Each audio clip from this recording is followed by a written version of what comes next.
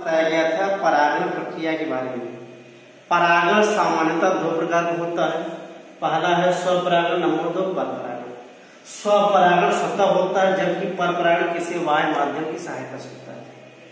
माध्यम के आधार पर परपरागण कई वर्गों में बांटा गया है। उसमें पहला है कीट परागण। कीट मीन्स इंसेक्ट। विभिन्न वर्ग के कीटों के द्वारा पौधों में होने वाली परागण क्रिया को कीट परागण कहा जाता है। ठीक है। कीट परागित पौधों में क्या विशेषताएं पाई जाती हैं, ये विशेषताएं लिखा गया नीचे। कीट परागित पौधों में निम्नलिखित विशेषताएं पाई जाती हैं। पहला पॉइंट ये है, पुष्प आकार में बड़े होते हैं। सेकेंड पॉइंट, पुष्प रंगीन, गंध युक्त तथा मकरंद युक्त होते हैं। पुष्प में कीटों को बैठने के लिए उचित व्यवस्था होनी चाहिए होती है। परागकण में चिपकने गुण पाया जाता है, क्योंकि ये कीट के पीठ पे अथवा कीट के विभिन्न भागों शरीर के किसी भाग पर चिपक जाते हैं और ये चिपक कर पुष्प के अंदर प्रवेश करते हैं। ठीक है। अब यहाँ देखिए एग्जाम्पल, साल्विया में कीट के द्वारा परागण क्रिया होती है। कैसे होता है वही प्रक्रिया डिस्क्राइब करेंगे। साल्विया क्या है, फैमिली पाइपिलियोनेटी के मेंबर है। इसके पुष्प द्विओष्ठीय होते हैं। इसके दोनों ओष्ठ खुले होते हैं। ऊपरी ओष्ठ से निकला होता है स्टेमेंस माने पुंकेसर निकले होते हैं। अब यदि कोई कीट इस निचले वाले भाग पे आता है मकरंद को प्राप्त करने के लिए, क्या होता है, पुंकेसर से परागकण इसके शरीर पे गिर जाते हैं।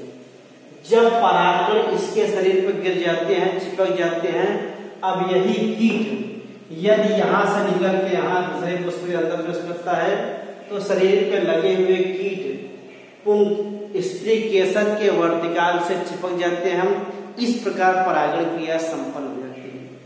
फिर ध्यान दीजिएगा, साल्विया में द्विओष्ठीय पुष्प पाए जाते हैं। इसमें ऊपरी ओष्ठ से निकले होते हैं पुंकेसर।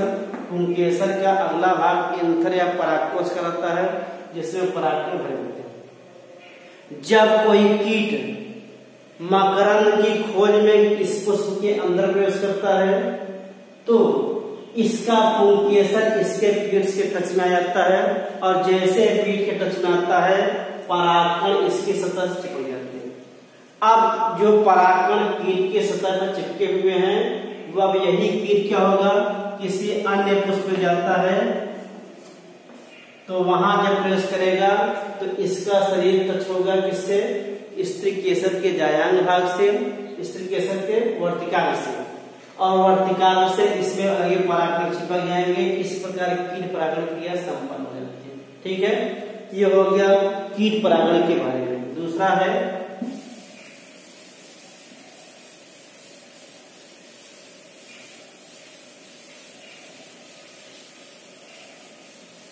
जल परागण। दूसरा है जल परागण।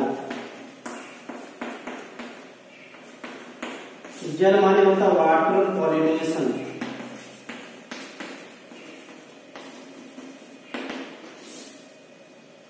जल के द्वारा, ध्यान दीजिएगा, जल के द्वारा या जल की सहायता से पौधों में होने वाली परागण क्रिया को जल परागण कहते हैं। फिर सामान्यतः ऐसे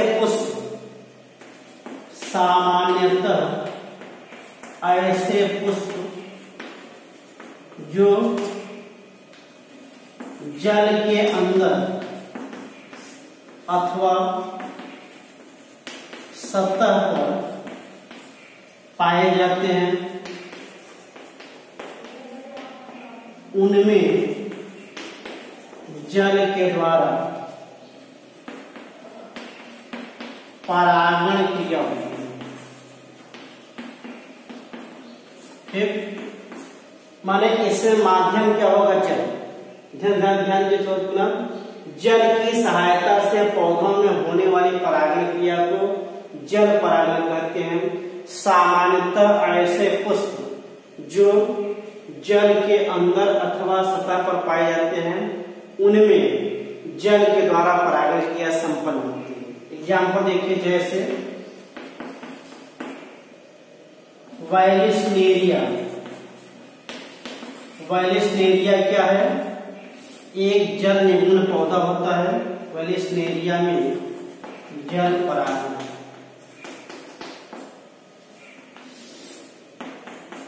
वायलिसनेरिया क्या है? एक जल निमग्न पादप होता है। इसमें दो प्रकार के पुष्प पाए जाते हैं।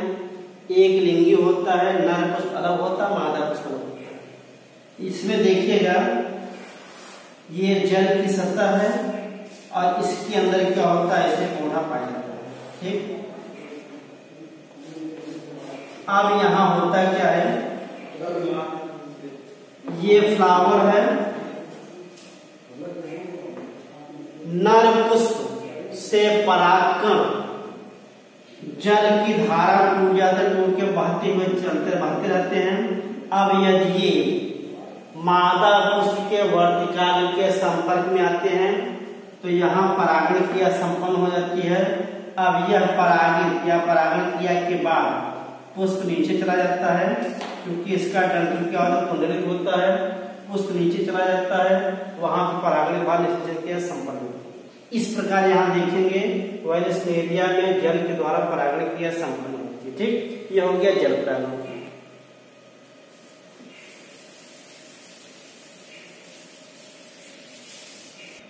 ध्यान से अगला है चमगादड़ परागण। नोट्स आप बनाते चलेंगे, थोड़ा समझ बोल रहे हैं, लिखेंगे हर चीज। कदम पौधा जानते हैं, कदम में चमगादड़ द्वारा क्या होता है? परागण क्रिया होती है। कदम में पुष्प सामान्यतः द्विलिंगी होते हैं। चमगादड़ भोजन की तलाश में जब कदम के पौधे पर जाता है तो कदम के पुष्प से परागकण लेकर के अनजाने में उसके शरीर से परागकण चिपक जाते हैं। अब जब यह दूसरे पुष्प को उठता है तो वहां स्वतः परागण क्रिया संपन्न होती है। माने एक नंबर क्वेश्चन आज पूछा गया बोर्ड में, किन पौधों में चमगादड़ द्वारा परागण क्रिया होती है? आंसर मिलेगा आपको कदम में। ठीक, अगला जो है घोंघा परागण। घोंघा जानते हैं, जल में पाया जाता है सतह पर। जितने जल निमग्न पौधे होते हैं जो जल के नीचे पाए जाते हैं डूबे हुए, उनमें सामान्यतः घोंघा द्वारा परागण क्रिया होती है। ठीक, ये हो गया आपका परागण क्रिया। परागण क्रिया के बाद अगला टॉपिक आता है निषेचन। निषेचन में क्या होता है? अब परागकण अंकुरण करेगा, अंकुरण करके प्रवेश करेगा बीजांड में, जहां निषेचन क्रिया संपन्न होगी। ठीक, अगला हेड डालिएगा निषेचन। नेक्स्ट हेड डाले निषेचन मीन्स फर्टिलाइजेशन। परिभाषा ध्यान दें, नर तथा मादा युग्मकों के परस्पर संयोजन क्रिया को निषेचन कहते हैं। निषेचन के फलस्वरूप जाइगोट बनता है, जाइगोट में डेवलपमेंट होता है और वयस्क का निर्माण होता है। देखिए डायग्राम में क्या बनेगा? सबसे ऊपर पाया जाता है स्टिग्मा, निचला भाग क्या होता है? स्टाइल होता है, नीचे का फूला हुआ कहलाता है ओवरी। ठीक है, डायग्राम देखते चलिए। ये आपका फूला हुआ भाग कहलाता है अंडाशय, इसी में पाया जाता है ओव्यूल। ये ओव्यूल है और ये कहलाता है ओवरी मीन्स अंडाशय। ठीक, ऊपर का भाग कहलाता है स्टिग्मा। स्टिग्मा में क्या होता है? परागण क्रिया के फलस्वरूप परागकण आते हैं। अब ये परागकण अंकुरण प्रारंभ करते हैं। जब अंकुरण प्रारंभ करेंगे, अंकुरण नलिका बनती है। सभी अंकुरण नलिका अंदर प्रवेश नहीं कर पाती, केवल एक परागकण की अंकुरण नलिका कहाँ प्रवेश करेगी? बीजांड के अंदर। ठीक है, ये प्रवेश कर जाएगी बीजांड के अंदर। इस तरह से चूंकि परागकण कई संख्या में होते हैं, लेकिन सभी परागकण अंकुरण प्रारंभ करते हैं, सबकी परागकण के अंदर प्रवेश नहीं कर पाती। ठीक, अब यहाँ देखिए इसका जो नर युग्मक होता है, इसका विभाजन होगा, दो मेल गैमेट्स का निर्माण होता है। मेल गैमेट बन गया। अब यही मेल गैमेट प्रवेश करेगा कहाँ पे? ओव्यूल के अंदर। ओव्यूल के अंदर क्या होता है? 8 कोशिकाएं पाई जाती हैं। ये कहलाता है एक सेल। इसके साइड में होती है सिनर्जिड्स, बीच में क्या होता है? सेकेंडरी न्यूक्लियस होता है और ऊपर पाई जाती है एंटीपोडल सेल्स। ठीक। अब ये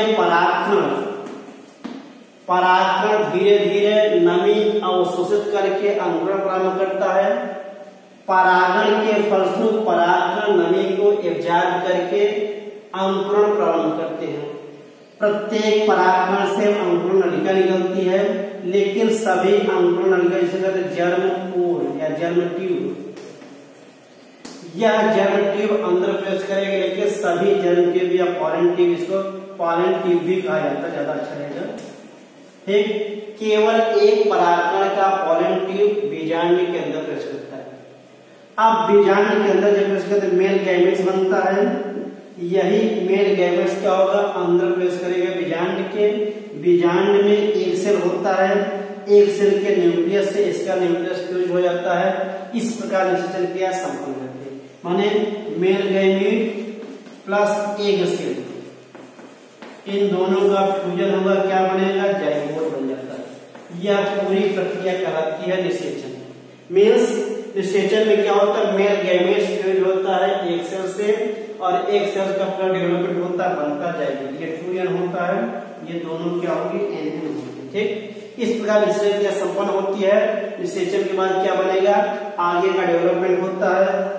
निषेचन के बाद अंडाशय फल में बदलता है और बीजांड बीज में परिवर्तित हो जाता है।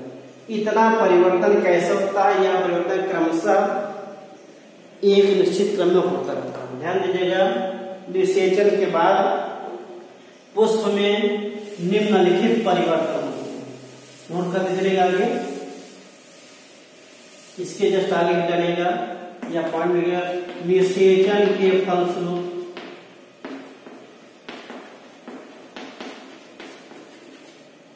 पुष्प में निम्नलिखित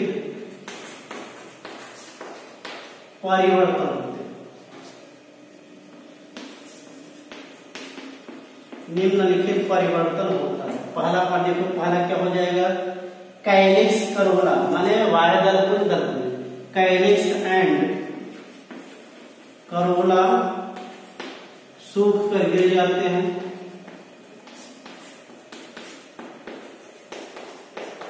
ठीक, दूसरा एंड्रोसियम माने पोमन का स्टिग्मा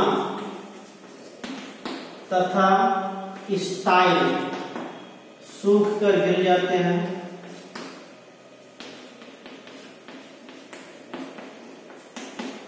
तीसरा पॉइंट, ओवरी मीन्स अंडाशय, अंडाशय फल में तथा बीजांड मीन्स ओव्यूल, ओव्यूल सीड्स माने बीज में परिवर्तित हो जाता है।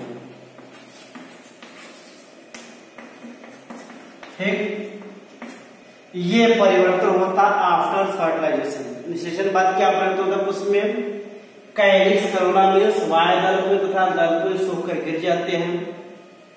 पुमा मीन्स एंड्रोसियम, स्टिग्मा मीन्स वर्तिकाल, स्टाइल वर्तिका सूख कर गिर जाते हैं। ओवरी मीन्स अंडाशय फल में तथा ओव्यूल बीज में परिवर्तित होते हैं। इस तरह पूरा निषेचन क्रिया संपन्न करते हैं। ठीक, ये टॉपिक पूरा हो जाता है। अब आगे पढ़ाएंगे, बीज दो प्रकार के बनते हैं, एक बीज पत्ती, द्विबीजपत्री, उनका डिटेल आगे पढ़ाएंगे। ठीक, नोट कर लीजिए बस।